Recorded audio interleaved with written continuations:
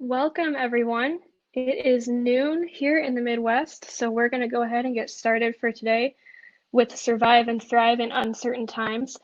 My name is Kelsey Cervantes. I'm one of our business development strategists here at Zerobi. I'm really pleased today to introduce our topic and our speaker. Although a quick housekeeping note first, as webinars always do, you'll see on the right side of your screen there's a panel where you can submit questions. Please feel free to do that. This is live, so at the end of our session today, I'll moderate those questions and Brandon can answer those live for you. So our topic today, as I said, and as you can see on your screen, is Survive and Thrive in Uncertain Times. It's not news to anyone here that the last few months have been really crazy. They've shown us how quickly things can change and how uncertain futures can be. This has brought new challenges for leaders to find ways to still drive business success. So this presentation will offer some common sense approaches that we're using to generate strong return on investment with minimal costs and low risk. Our presenter today is Brandon Schulte. He is our Director of Marketing Technology Services here at Zerobi. He holds an MBA from Northern Illinois University and has over 15 years of MarTech experience. His experience includes some MarTech management at Gallup and some operations leadership at University of Nebraska and Progressive Insurance. He understands the challenges faced by marketing and sales leaders to grow revenue while optimizing channel efficiency, external spend, and employee productivity. As a results-focused professional, he is known for growing highly scalable sales pipelines and e-commerce revenue, utilizing technology solutions, process enhancements, and customer analytics.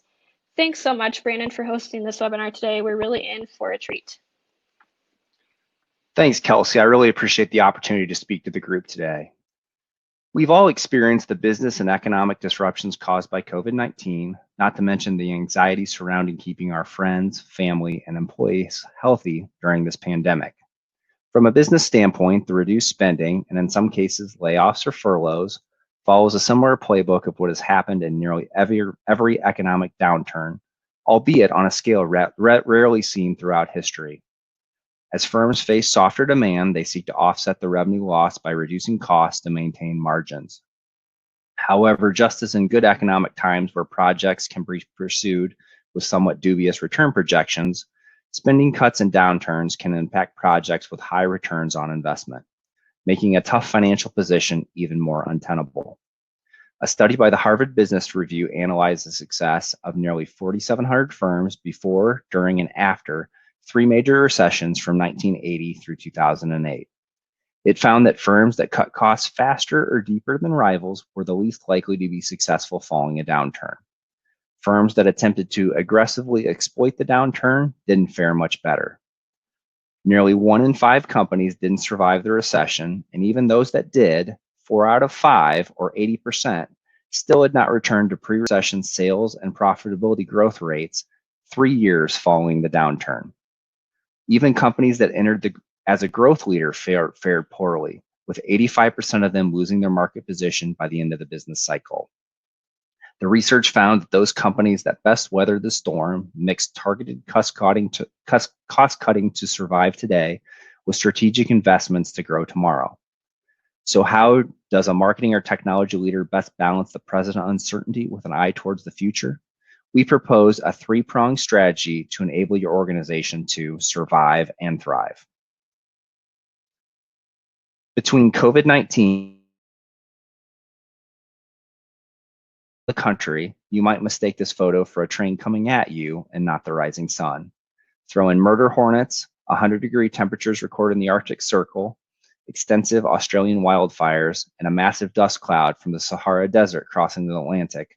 I think we all want to take a mulligan for the first half of 2020. While we can't do that, there are ways to align our businesses to help pick up the pieces for the remainder of the year. One of the most important and underappreciated assets any organization has is its ability to leverage customer data effectively.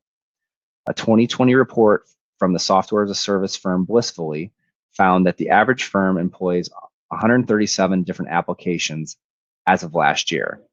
Firms that are able to harness customer data and effectively employ that information within the right channels with the right messages will not only see revenue growth, but are also able to strategically optimize spend and resources to get more bang for their buck.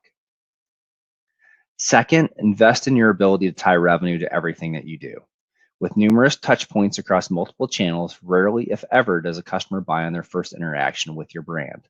Generally, there is an entry point, a nurture cycle in one or more channels with multiple pieces of content, and then a purchase sometime down the line.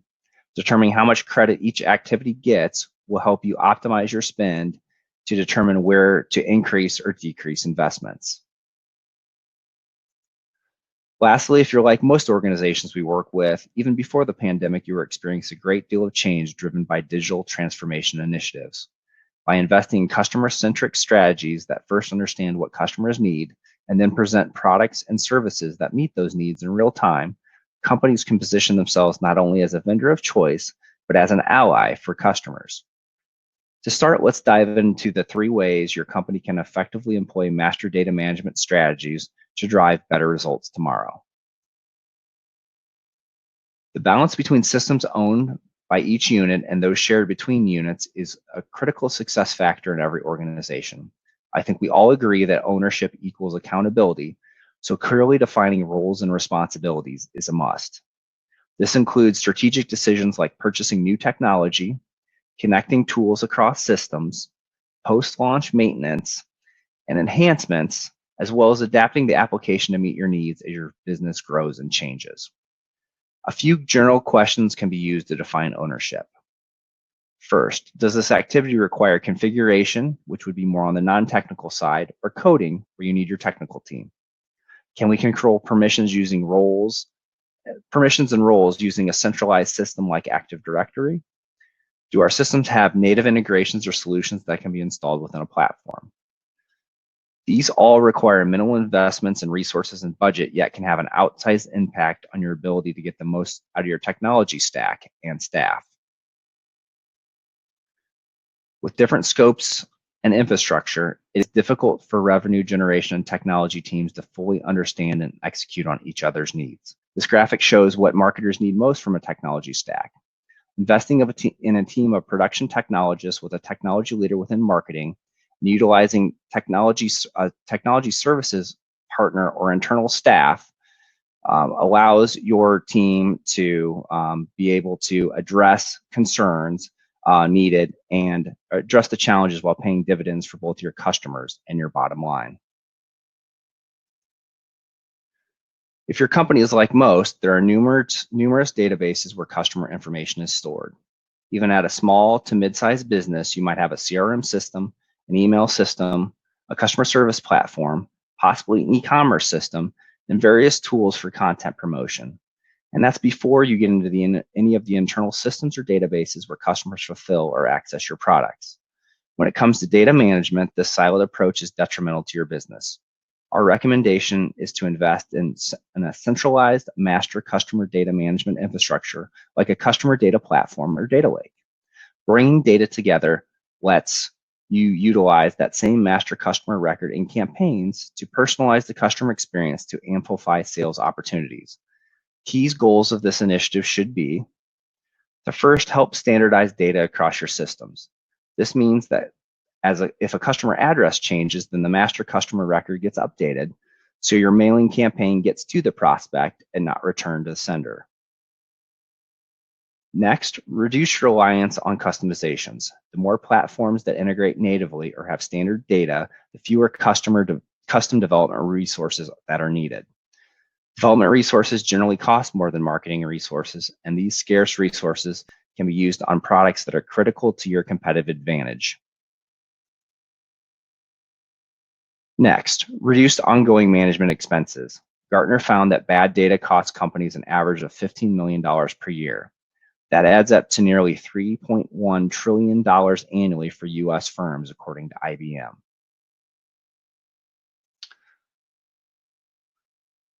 Lastly, data sharing provides for better customer experiences. Imagine how valuable it'd be for your sales team if they knew all the customer touch points when reaching out to a lead or prospect, or the importance of your customer service team being able to see the value of each customer. Lastly, how much revenue could be gained by the marketing team being able to segment based on customer activities?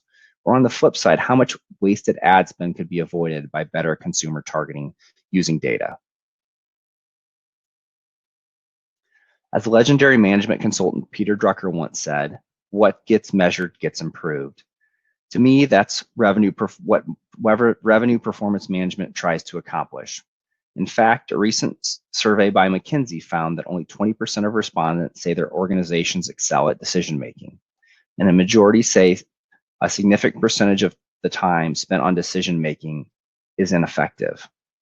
This blind spot extends from the boardroom to the marketing department, as according to a CMO survey released in February of this year, that survey of chief marketing officers found that CMOs use marketing analytics less than 40% of the time to make decisions.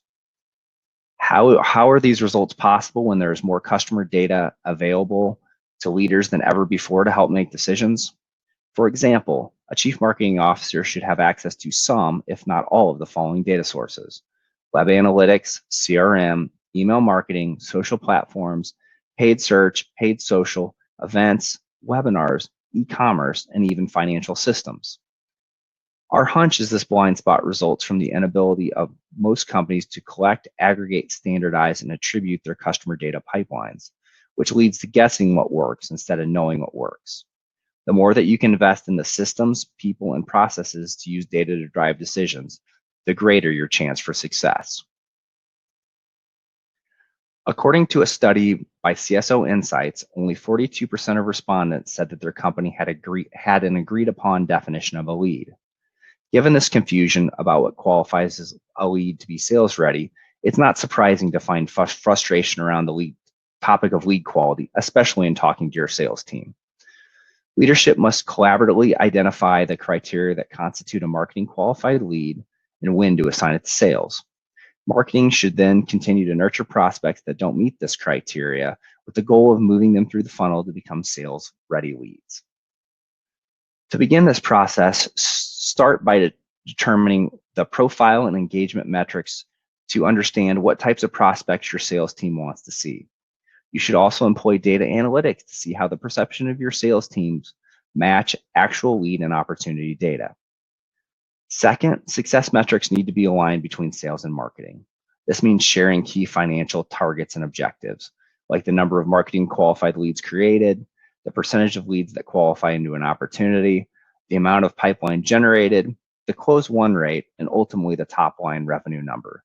By sharing these goals between sales, marketing, and other units supporting it, the greater the chance of your company for success. Lastly, the two units must agree on a customer handoff process and the responsibilities for both sales and marketing to make sure customer needs are met in a timely fashion. A senior leader at a firm headquartered in the Midwest with an international presence once remarked to us how exciting it was to have revenue coming in at all hours of the day, even while his team was sleeping. And while globalization and e-commerce played a role in that success, so did automation. The ability to reach users at all hours of the day, regardless of time zone, language, and currency, to present dynamic messages that resonate with that customer allows marketing teams to work smarter, not harder. When it comes to automation, most marketers think of email marketing automation tools. We found that having an email platform is just table stakes when it comes to nurturing demand. In addition, web personalization and testing tools, as well as chatbots, should be leveraged to build demand when a customer is interacting with your brand. Few things will positively impact your bottom line as building an automation ecosystem that learns what customers need and responds in kind when they are ready to buy on their schedule, not your schedule. Knowledge is power. Tech corporations like Amazon and Google have been using machine learning for a long time, and the results have elevated them to the level of success that the world has never seen before. But machine learning is no longer just for large tech companies. Marketers understand that machine learning can be a secret weapon in delivering a personalized customer experience. And that means the gates are wide open for those who should be leveraging this type of technology. When considering how to bring advanced analytics into your business, follow these principles. First, be okay with failing fast. It's worth noting that machine learning projects are very iterative and experimental. Not every business question or use case is going to be a great application of machine learning.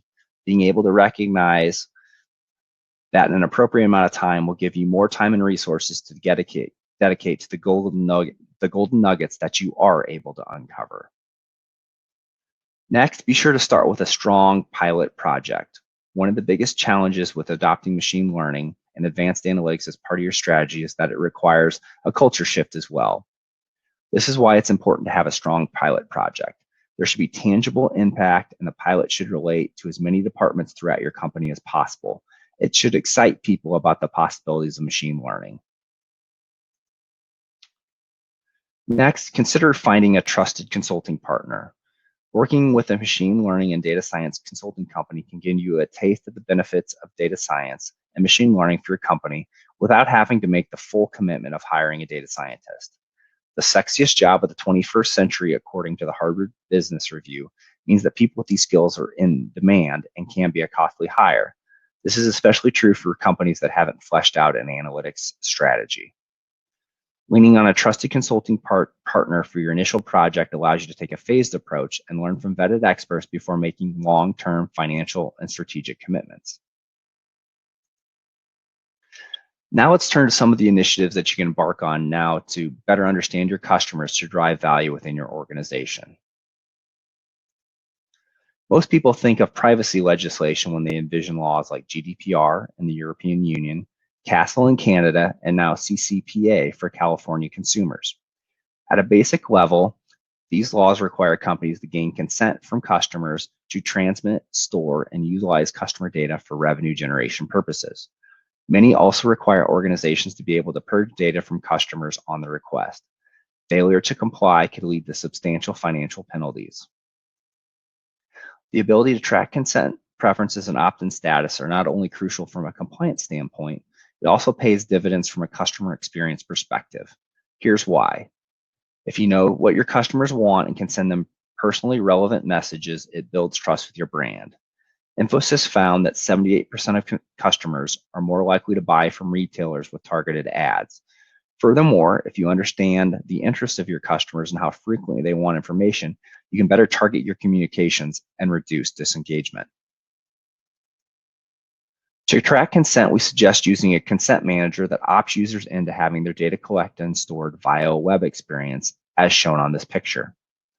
Second, on form completions, registrations, or purchase workflows, it's important to ask for and even encourage consent as part of the submission process, which is tracked in a centralized consent system.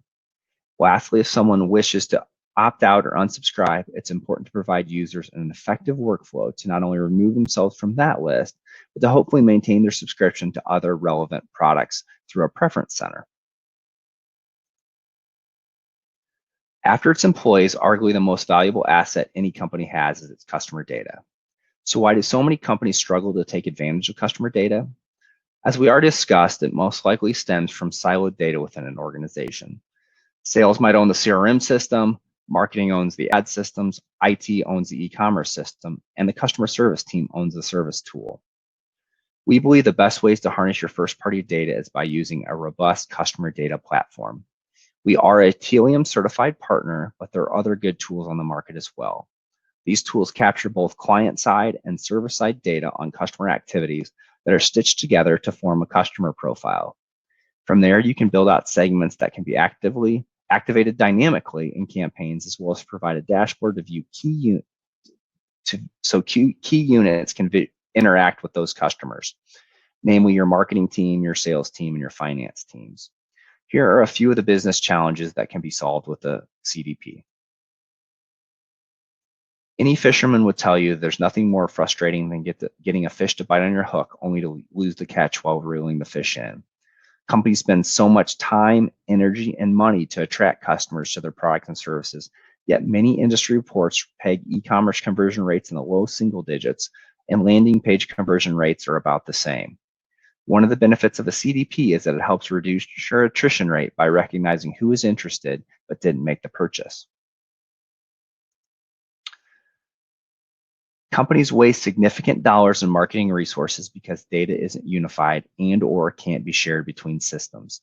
This lack of a single view of a customer means dollars wasted on customers and prospects who either have already converted or likely won't convert. Every company wants to identify and target new prospects to acquire customers. By capturing customer data activity and then standardizing data into a profile, a company can use to discover the best ways to reach customers and see which messages resonate best in order to increase revenue through better targeting and segmentation. While CDPs are one of the hottest new marketing tools, they are not all built equally. When looking for the right platform, make sure the tool is able to build in connections with as many data sources to collect customer activities, standardize data from multiple applications into a consistent format. It has the ability to transform and enrich activities into a master customer record, that it integrates with customer-facing platforms, and that you can activate campaigns dynamically in all channels using the platform data. As business challenges have become more complex, many companies have begun turning to more software as a service products to fill needs. While most tools provide value, the sheer magnitude of tools and the requirements for each tool differ. Add to the mix that in many cases, tools were selected for different teams and even different functional units. The synergy within a technical stack can start showing diminishing or even negative returns. When you think of your technology stack, do you see balance, harmony, and the sums greater than its parts? Or do you see an out-of-control Frankenstein of tools that don't fit together? To address this disconnect, we offer these tips. First, purchasing and integrating marketing technologies only gets you so far. To truly maximize your benefits and the benefits of these investments, your staff must become experts on the technology and how these tools transform processes for your users. Training also leads to tangential benefits like higher employee engagement and succession planning. Secondly, we found that the most important decision criteria when buying a new system is how it integrates with the rest of the firm's technology stack. While all systems say they are compatible, look for native integrations wherever possible, which means that the vendor will be responsible for maintaining the connection between systems instead of your technology team. Lastly, look for add-ons within your platform ecosystem to use configuration instead of customization whenever possible. The more out-of-box features that you use limits your risk when you invariably add other systems in the future as new software features are released. Also consider bringing in a trusted partner like Zerobi. It can benefit an organization's MarTech strategy by helping select the right tools, connecting systems together, and training your team to meet company-specific needs. Thank you for the opportunity to present today. We've covered a great deal of ground, so I want to open the floor up for questions and leave you my contact information if you're interested in chatting following the session.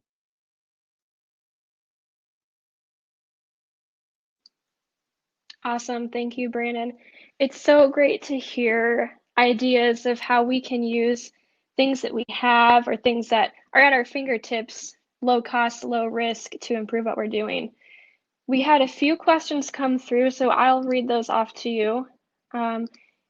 You talked a lot about, data is such a valuable asset and we have it, but how can we use it? So we've got a couple questions related to that. First one here is, we've got all this data. We'd like to start using machine learning and AI.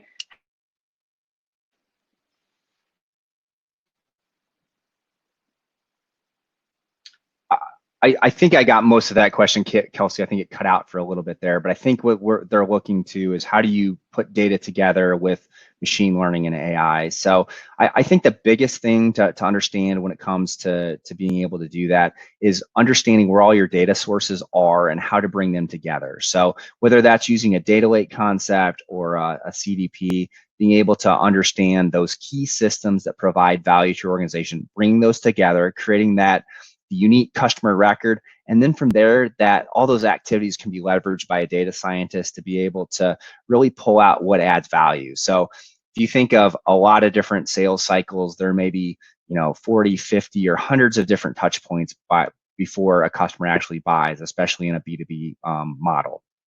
So being able to bring those activities together and understand which activities drive the value using machine learning is a huge marketing use case where you can help your marketing team based on that insight to be able to set up the campaigns that ultimately drive. So maybe it's a webinar, maybe it's an in-person event when we can have those again.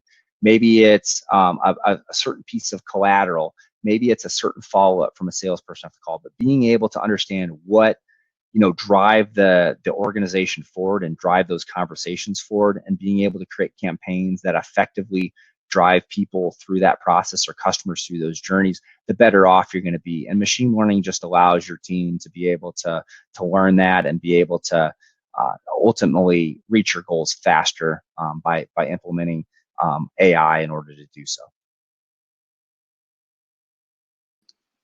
Thanks, Brandon. Apologies, everyone. There's a bit of a storm in my city, so my internet connection is a bit choppy. Thanks again, Brandon. Let's see here. Next question we have is, we have an ongoing digital initiative right now at my company. How should we adapt our current plan? Yeah, Kelsey, that's a great question. So I think what we've seen over time is the digital, especially with COVID, with everybody working from home, obviously the disruption of people not being able to go to stores, schools shut, businesses shut. I think it's really, I guess, been the catalyst for companies to move on digital initiatives that were planned over the next 3 or 5 years, and in some cases they were needing to execute on those in a matter of days, weeks, or months. So what we've really done working with clients, as the paradigm has shifted here, and we're not sure when normal will be back again and when the new normal will happen again, is to work with them on addressing how do they do better with their online and remote customer experiences. So that includes some of the things that we talked about on the last question throughout the presentation of connecting data together. But really, it comes with, how do I provide a valuable experience for customers to be able to solve their needs when I can't be physically present. So whether that is a company standing up an e-commerce system when they were selling more retail, or shifting their mix of business from in person to online, whether that is working with a sales team to what's always been a very high touch personal experience to being able to do it remotely. So what we found is embracing technology, working with your team to train and develop on that marketing tech stack, bringing new components to bear when necessary, all in the effort to make and achieve a customer experience that's better overall. It is where you're going to see your biggest bang for your buck, and really having those systems work together. And I think that's one thing that we really do good, and is one of our core strengths, is helping customers understand where they're at today, where they need to get to, and what that roadmap is to ultimately get them there. Absolutely, and that roadmap is so important. Here's another good question. We get this question quite a bit. I already have a CRM. How is a CDP different from that? Yeah, that's a great question. So CRM is core to our business, especially in a B2B space. So that's where your sales team lives and breathes. That's where your customers are. So there's a lot of great things that happen in a CRM system. What a CDP system does that's different than a CRM system is it has the ability to get data from multiple sources. So while you may have a forward-facing sales team that works there, my guess is you're running advertising campaigns, you're having events, you're doing webinars like this, you're doing different channels of media, whether it's paid, whether it's physical hard copies. So there's a lot of different collateral. The CRM really doesn't have the ability to track that. It does really a great job with the sales conversation, but when it comes to putting all the activities together that marketing has, a CDP is really a great way to do that, both with known, which CRM, it's only going to be known customers, but unknown customers. So people that come to your website by putting a cookie on them, and then when they fill out a form, or they respond to an email, being able to bring that together, to be able to, with unknown users, be able to say, hey, you've been to our website. I don't know who you are yet, but you're interested in product X. So being able to start a retargeting campaign to that person for product X, that hopefully brings them back in, so they will let us know who they are, so we can begin the process. So a CDP it does a lot of the same things that a CRM system does from a sales component, but it's so much more because it has more data sources. So if a CRM system is maybe 25% of your business in terms of the data, so the sales side, you're missing the customer service side, you're missing the marketing side, you're missing the ad side. So a CDP really brings it all together with native integrations to all these applications that really supercharge what you're doing. So we see a CDP as a very necessary component of your marketing technology ecosystem, and it just accentuates the benefits that you're already seeing with CRM. So it's really a great addition to get customers where they need to be, especially in this digital environment. Absolutely. Thanks, Brandon. All right, we have got one more question, another really good one. We hear this from a lot of our clients. As a B2B company with a long sales cycle, it can be tough to determine what campaigns led to revenue. So what has worked best for you in the past to attribute revenue to marketing dollars? Sure. So there's a couple ways to go about this, but this is something that I hear from marketers all the time. With all the different systems, as we've talked about extensively today, it's difficult to get one view of the customer. So you may run an email campaign to a prospect that ultimately has the CTA going to a web page, which is ultimately somebody fills out a form, they go into CRM. So a lot of times marketers find the only way to track this data together is you have a business analyst that spends significant amount of time and resource trying to join data from each system to be able to determine, like, did this campaign work or not? What was it valuable? And in a lot of cases, especially in a B2B sales cycle, you're finding this out a month or two after the time. So it's really like driving a car looking in your rearview mirror, which obviously isn't safe. Please don't do that. So what we found really works better is in putting systems together where on the front end, you're able to track all the different channels. Generally, you're using a unique ID for each customer, whether they're known or unknown, and you're able to see the different activities that they employ throughout that they go through throughout the sales cycle to not only understand what works and what was a catalyst, but also how to attribute. So if I'm a CMO and I'm looking to plan my 2021 marketing budget, it's crazy to say that we'd be thinking about that, but I mean, we're halfway through the third quarter almost at this point, right? So if I'm looking at my budget, I'm going to say, okay, should I invest more in webinars next year? Obviously, with COVID, events are probably a no-go for most next year. So where do I reallocate those dollars that I would normally spend on events? Do I put them into paid? Do I put them into marketing technology resources? Do I put them into additional sales staff to maybe continue to push my message to customers, since some of my marketing channels maybe aren't able to do what they normally are. So by being able to track that and understand that, and then being able to visualize that is even more important, to see kind of that real-time scoreboard, right? So, obviously I played a lot of sports in the past. It's difficult to know what you should do within a game if you didn't have any concept of what the score actually was, or the score was kept off the side, or I didn't find out what the score was until, a month or two later. So being able as even a frontline marketer, so the person running my digital media, the person running my email campaigns, the person running my social campaigns, the person working with my content teams, being able to see what engagement looks like and how that ultimately ties to revenue dollars really helps me update what my strategy should look like. And we've had a lot of success working with companies to employ the processes, technology, and training and development needed for people to be able to see that to ultimately propel your organization forward. Yeah, absolutely. Those dashboards and giving business users insight into that data is a challenge for some companies, but it's really the first step in having a data-driven organization. So that's great advice, Brandon. Thanks. Okay, that wraps up our questions for today. I want to thank everyone again for joining us. Look for the on-demand version of this webinar in your email. We'll be sharing that with you shortly. If you have any other questions, though, reach out to Brandon. His contact information is here on the screen. Feel free to screenshot that.